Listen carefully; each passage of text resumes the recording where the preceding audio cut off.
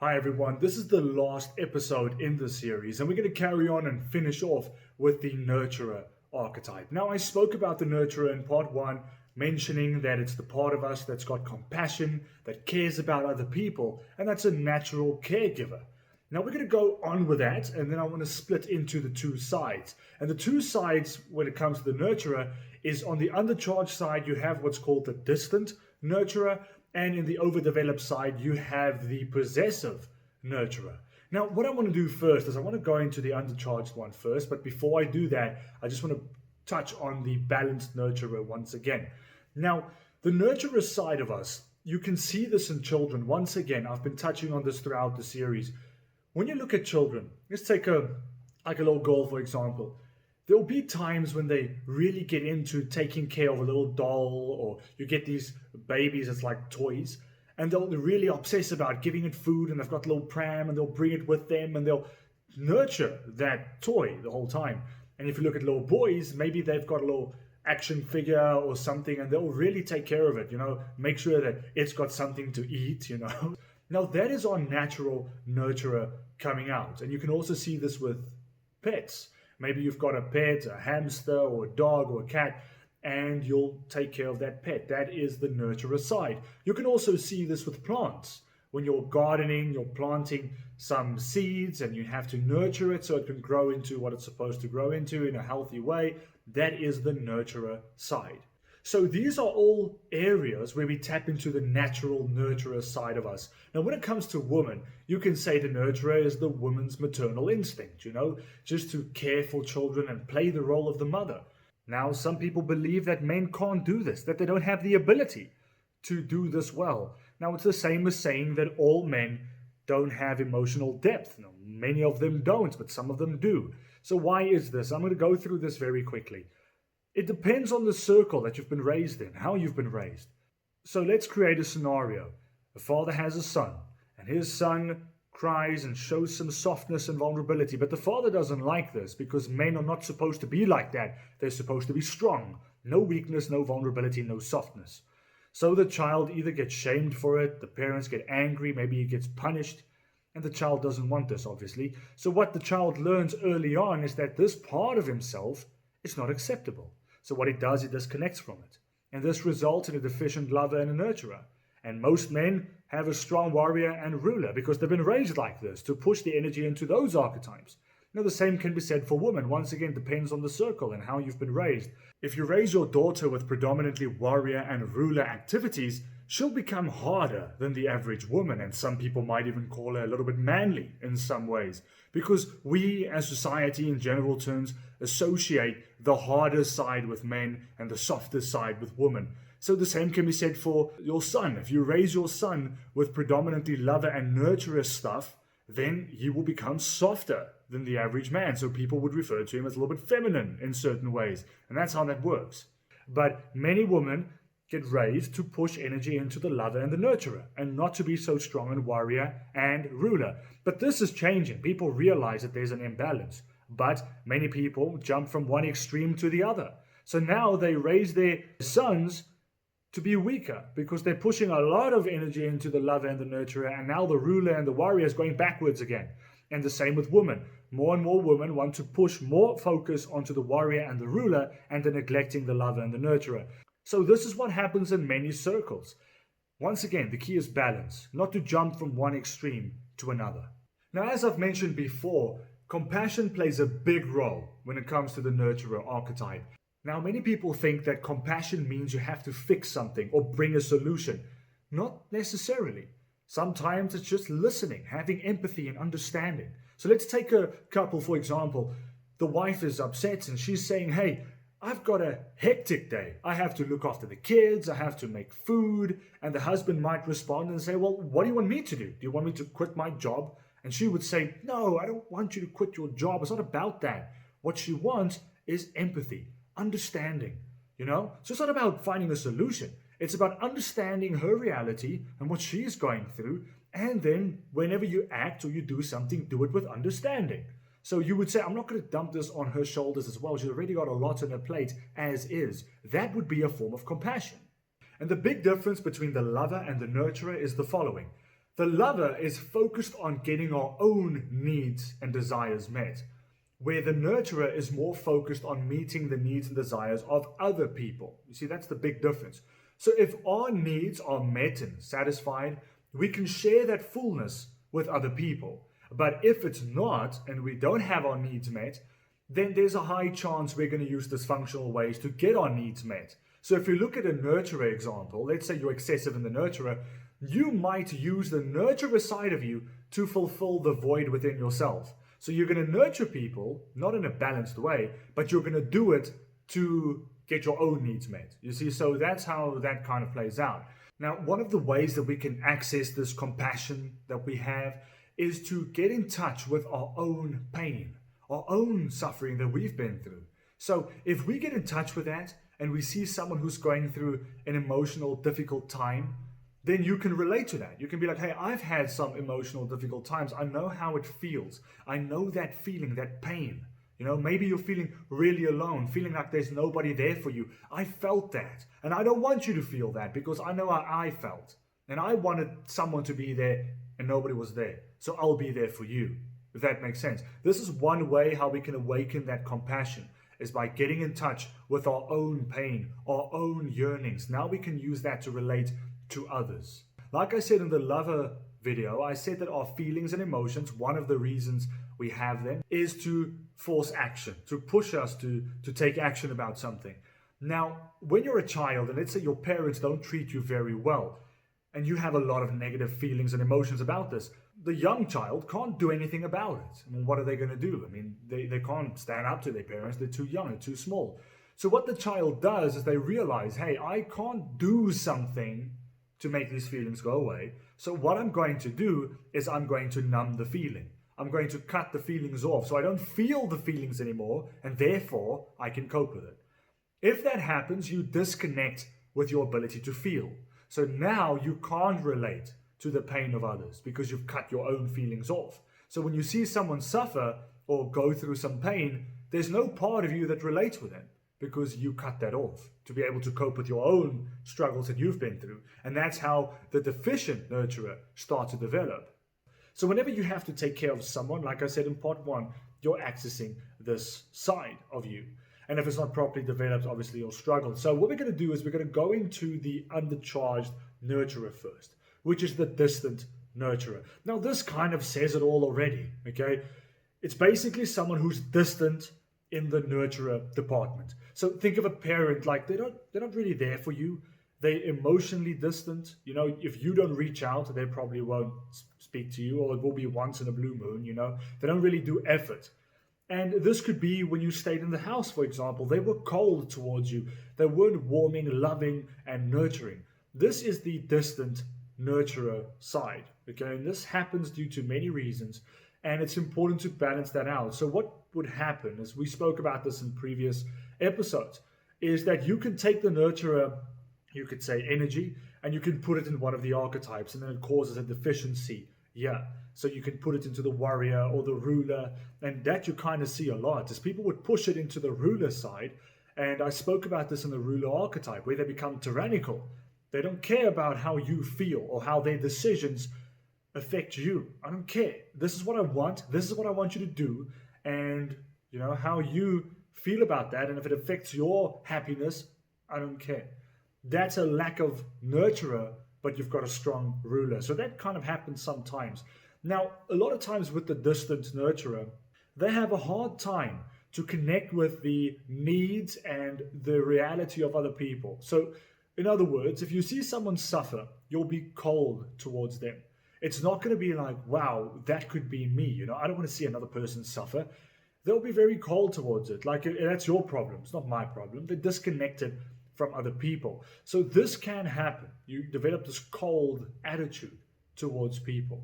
So they would usually help and nurture if there's something for them to gain in doing so. You know, they won't just do it for the sake of doing it, for the sake of seeing you happy. No, they would usually do it if they can get something in return. And it can be anything. It can be a sense of self-worth, just feeling, you know, I feel it better as a person if I help you, they're getting something out of it. So the distant nurturer, in a nutshell, is someone who's disconnected from providing and nurturing for people. They're cold. they're not emotionally there. You know, the thing with the nurturer archetype, and that's why I said in the previous video, this shows up predominantly when you get children. Okay, it can happen before, you know, sometimes when you are young and you're a child, let's say your parents, something happened and you had to step up and take care of your siblings and you had to be the parent, okay, but you were too young to do this, right? So what you had to do is develop the nurturer side within yourself. Now, what happens in these situations? I'm going to show you another example of how the archetypes, you know, work with each other. When that happens, there can be many other examples and situations, but here's one possible scenario: is you had to step up at an early age and start taking care of your siblings because your parents weren't there for whatever reason. Now, your nurturer would grow because that's what you're doing. You're growing the nurturer side of yourself. You're taking care of your siblings, making sure they've got food, making sure they're well taken care of, that they're happy, that they're safe, okay? That's what you would do. So nurturer would grow. Now, a situation like this has got repercussions. The child has to grow up way faster than what they should. So a part of them wants fun and to play around, be adventurous, and chase their desires. That's the lover. But they can't do this because they must be an adult now, right? There's no time for those things. That's child things. I must be the parent. So what they do is they pull energy out of the lover and push it into one of the other archetypes. And it depends on the situation. So let's create one. Let's say they push into the warrior to be able to stand strong and protect their siblings while they care for them. So this can happen. It's possible. So then you get the type of person who's very serious. They're not the life of the party, put it that way. They're very serious, very rigid. Remember that the lover and the nurturer are two different archetypes with two different purposes. You can be strong in the nurturer, which means you can take care of people and provide and look after them, but you are not very fun in that way. You can be strict, rigid, and you can be a good provider, but you're not a fun, warm, you know, live life to its fullest kind of individual. That's lover. You see, so that's very important to understand. So back to the distant nurturer. So if it's undercharged, like I said, you'll have a hard time connecting with people in terms of what they need. You see, so if I have children, they need, for example, emotional connection, feeling that I'm there for them, not physically, emotionally, psychologically, I'm there for them, you know? And that kind of support is very important for the nurturer side of ourselves. So the underdeveloped nurturer would not be good at this. You know, they're not really there for you. Whenever you need them, they're never there. And this creates children that has to be there for themselves, which creates a bit of dysfunction when it comes to how the archetypes shape and how they form around each other, because you're going to have deficiencies in certain areas because you had to push your archetypes into excess in order to make up for the lack of care that you got from your parents. So parenthood is very important when it comes to shaping the archetypes in your children, you know, and if you are not relatively balanced, it's almost a given that you will pass that imbalance onto your children. So we have to take responsibility for that and work on that. It's very important. Now, if it's deficient, just to lastly touch on this, is you will not be good at making people feel you're there for them. You see, so it wouldn't be, you wouldn't reach out, you know, like for example, the person that will always reach out and be like, hey, is everything okay with you? Can I help in a certain way? Is there something I can do for you to help you or make things easier for you? You wouldn't do that, okay? Your attitude would pretty much be around yourself and be like, hey, that's not my problem. I'm just going to do me. I'm not going to really reach out to you now. And if you do, it will be like once in a blue moon. It wouldn't be regularly. So that would be the distant nurturer traits.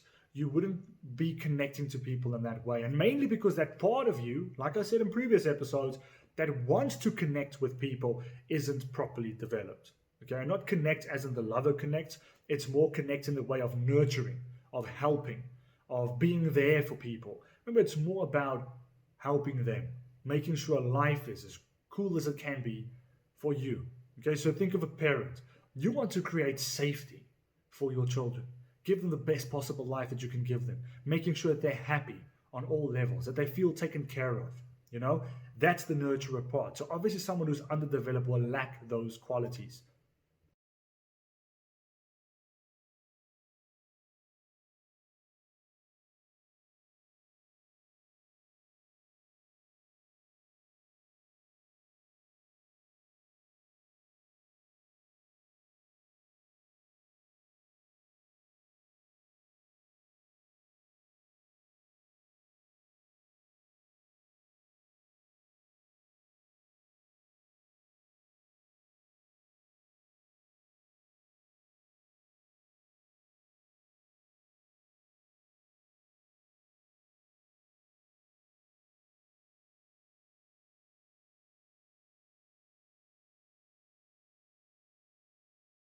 Now, on the other side, we have the possessive nurturer. That's the overdeveloped nurturer. So it's got too much energy.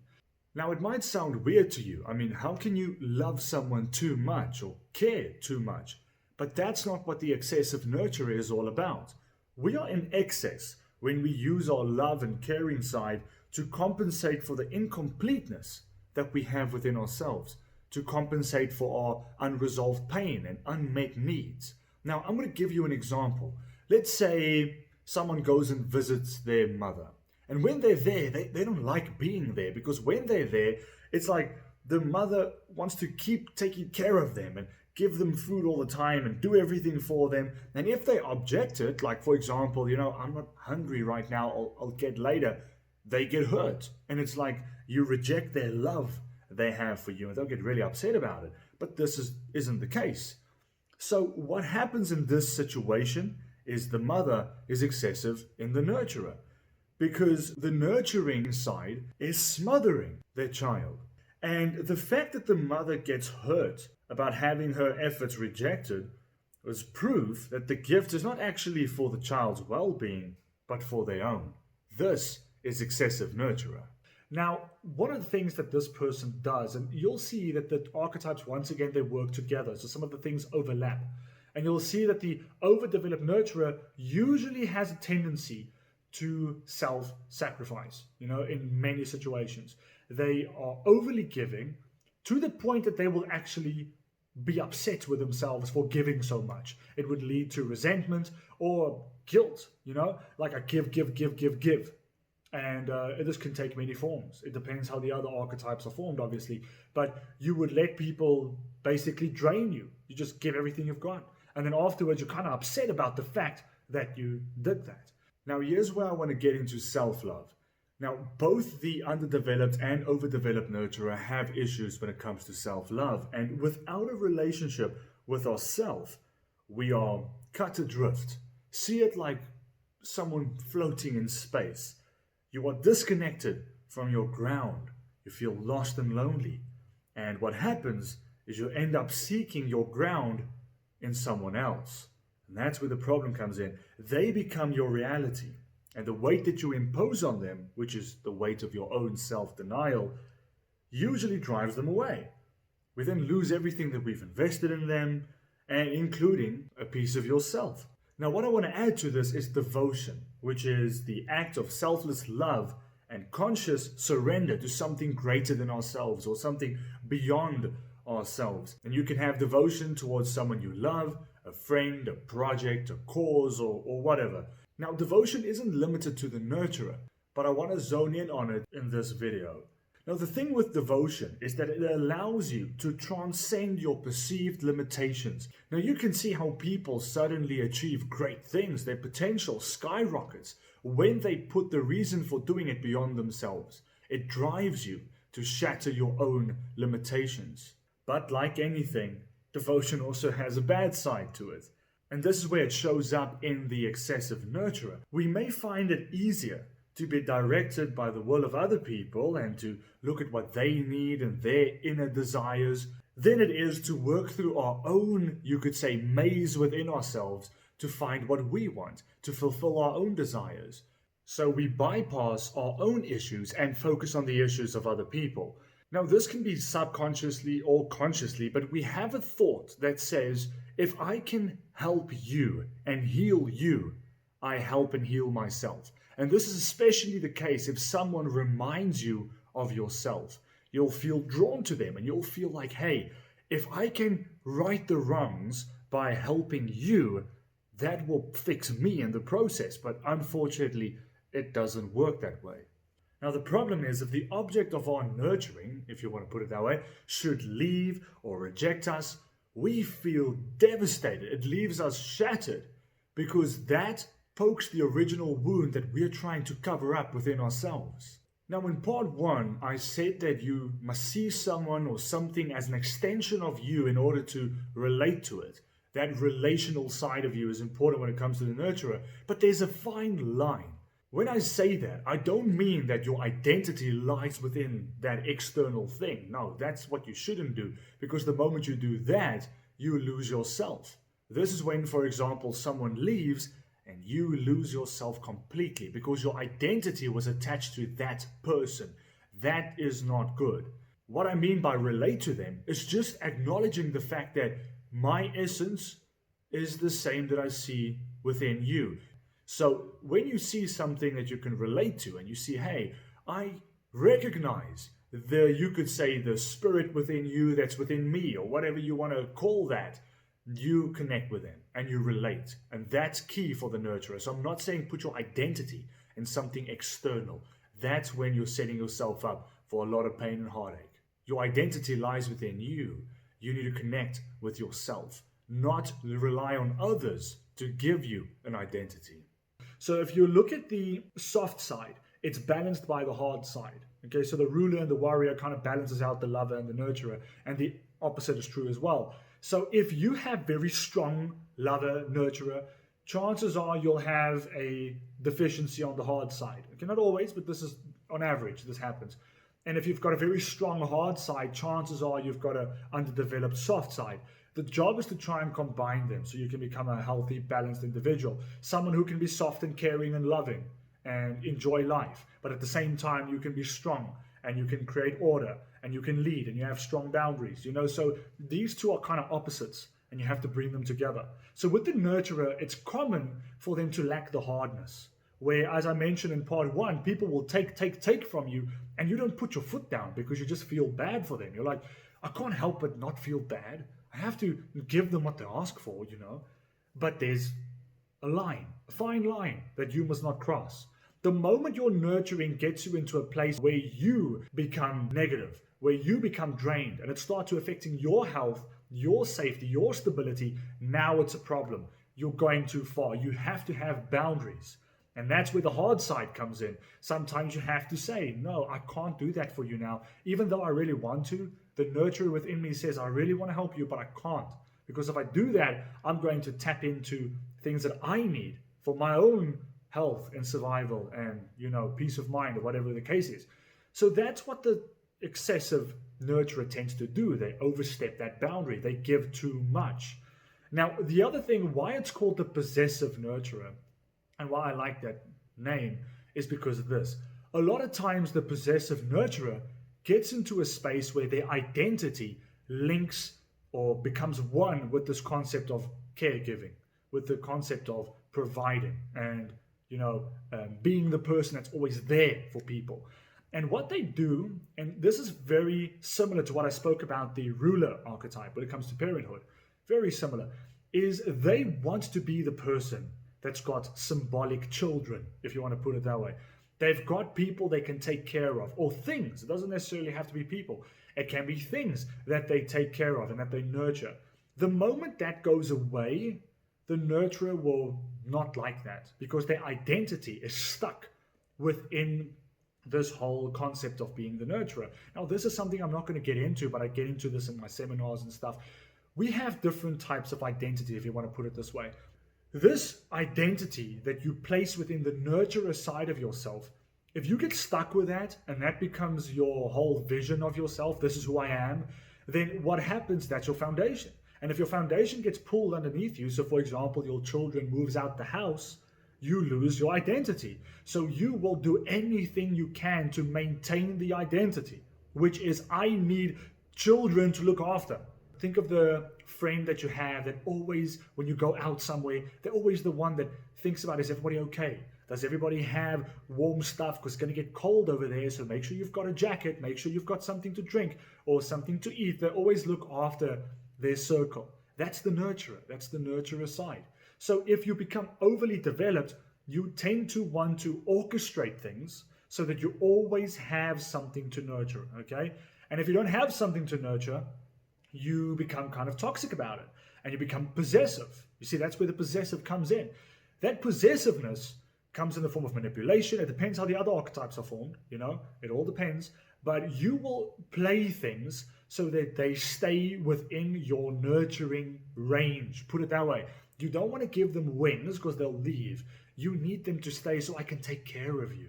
You see, so you're kind of smothering them with your nurture side, and that can be a very destructive thing. You're becoming too much, I think of the parent who like wraps their kids in bubble wrap, okay? Like they're super excessive in the nurturer side. You're overly giving and you're kind of being intrusive. You're crossing the boundaries of other people where you give help where it's not really needed.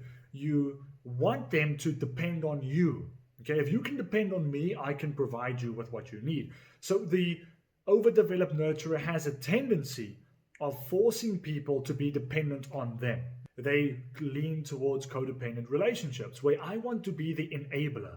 I want to be the person that you go to have a safe space or do what you need to do. So they tend to be enablers, and that's what I said in part one.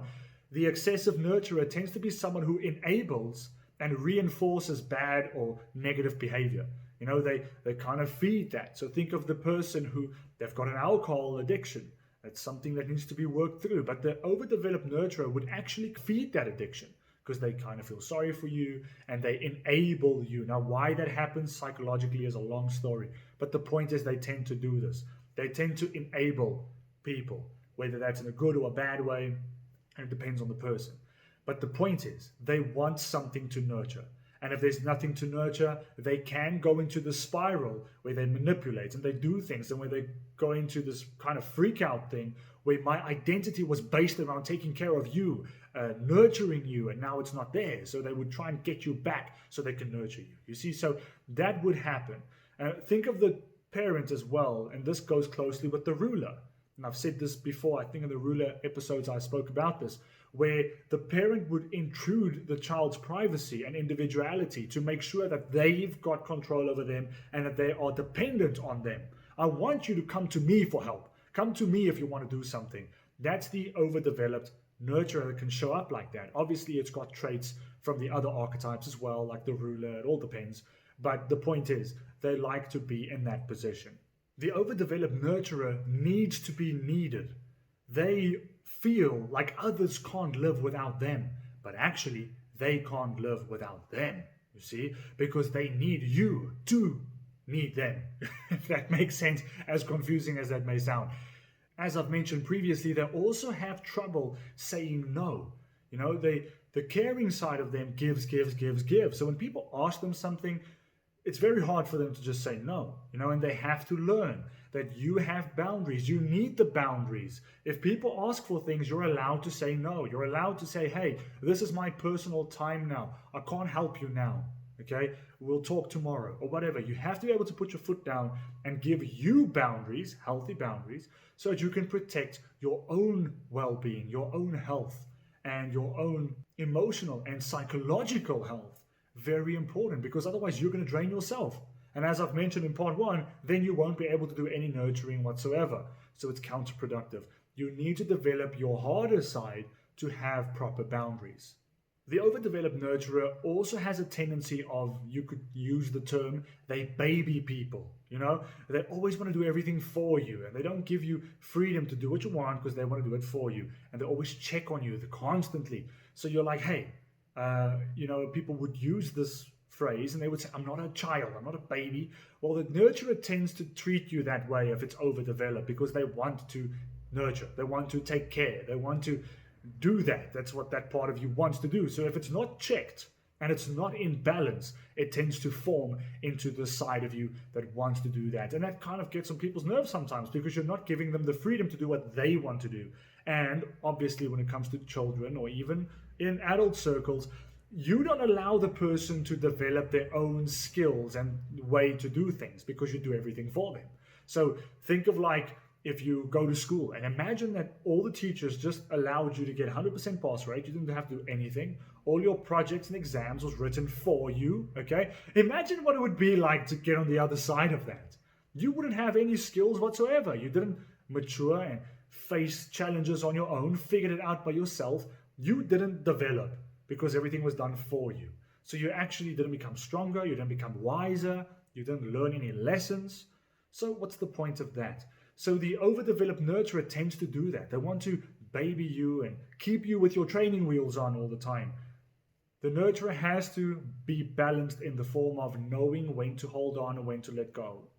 Knowing when it's time to take the training wheels off, to take a back seat, as hard as that may be. It may be super hard for you if you've got a strong nurturer side to see you're going to bump your head. You're going to do something here that's going to suck for you. But sometimes you have to let it go. Sometimes you have to fall and, bump your head a little bit in order to learn the lesson and be like, okay, you know what, that kind of sucked. So future reference, just a little note here, don't do that again. Otherwise, we learn from experience. And you see this in young people, especially in children and teenagers. You can tell them something 1,000 times. And in their head, they're like, oh, it's not the way it is. Until they do it and they're like, oh, yeah, they were right. A lot of times people have to experience something in order to learn the lesson.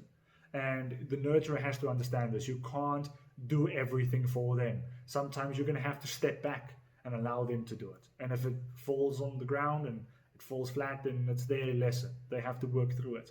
So it's a careful push and pull situation. You have to know when to push and when to pull. Okay, that's very important. You can't just keep holding on.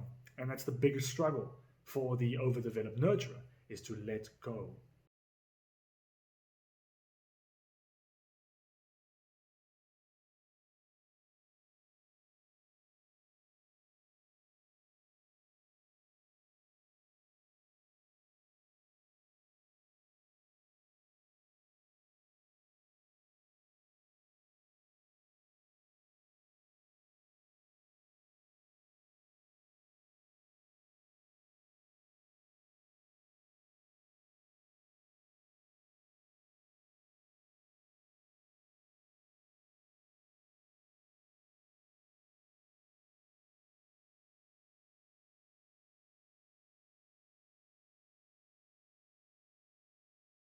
So that's the overview of the nurturer side of ourselves, the side that wants to give and that's got compassion and cares for others.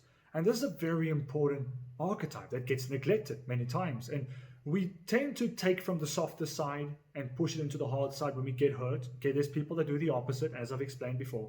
But we must be careful to not become imbalanced. Okay, we need to be balanced. When we are balanced, our life becomes more balanced because we will treat people in a more balanced way. We will approach things in a more balanced way. And as you saw before in the other episodes, you have more abilities and things that you can do to handle the struggles of life and to just be a overall better and more efficient human being. So the whole framework of the archetypes is to show you where are you out of balance, which areas of you need some attention. Okay, so where are you too much? You need to bring that back a little bit. You're too hard. You need to be softer. Or you're too soft. You need to be harder. Using this framework will help you to become the best possible version of yourself. And it's not just for you, it's for everybody around you. Because if you change, you treat people differently, you approach things differently, and that might influence them to change as well. So it creates a ripple effect. You touch the hearts and minds of 100 people, and they each do the same for another 100 people. You've changed many people's lives just because you decided to change. You decided to become balanced. So that's the message that I wanted to get across in this series, that it's never too late to change anything. It's never too late to reinvent yourself. To say, hey, I need to bring a little bit more focus into this department of me because I am imbalanced. And doing that, you'll become a better parent, a better friend, a better husband or wife. You will improve on all levels. And that is the goal that I wanted to achieve with this series, to inspire you that it's possible. And there is a framework that can help you with this. So if you've enjoyed this series, keep an eye on my social media pages and check when I do seminars and check my other videos out, because I'm here to help you reach your full potential and become the best possible version that you can be. So hopefully all the other content in this series helped you out with that, and I hope to see you at one of my seminars or at one of my teachings in the future.